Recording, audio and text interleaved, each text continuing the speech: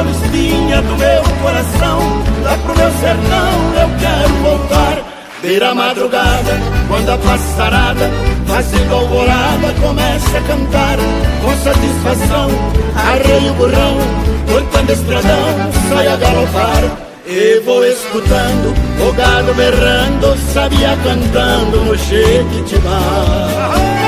Meu Monte Amaraí, Aventura Brasil.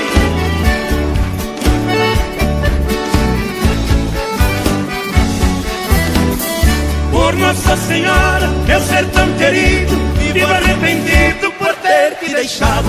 Essa nova vida aqui da cidade, que tanta saudade eu tenho chorado. Aqui tem alguém, diz que me quer bem, mas não me convém, eu tenho pensado. Eu digo com pena, mas essa morena não sabe o sistema que eu fui criado. Tô aqui cantando, de longe escutando, alguém está chorando, com o rádio ligado.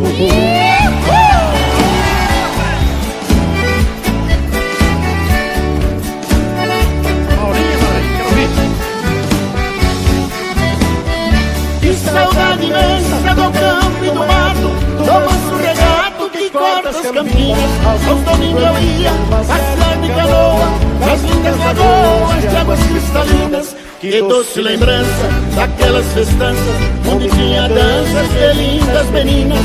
Eu vivo hoje em dia sem ter alegria, o mundo judia, mas também ensina. Estou contrariado, mas não derrotado, eu sou bem guiado pelas mãos divinas. Graças a Deus.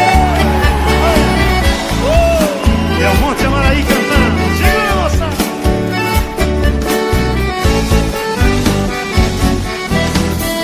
Pra minha mãezinha já telegrafei, eu já me cansei de tanto sofrer. Nesta madrugada estarei de partida da terra querida que me viu nascer. Já ouço sonhando, o galo cantando, cunhando piano no escurecer. A lua prateada, clareando as estradas, a relva molhada desde o anoitecer. Eu preciso ir pra ver tudo ali, foi lá que nasci, lá quero morrer.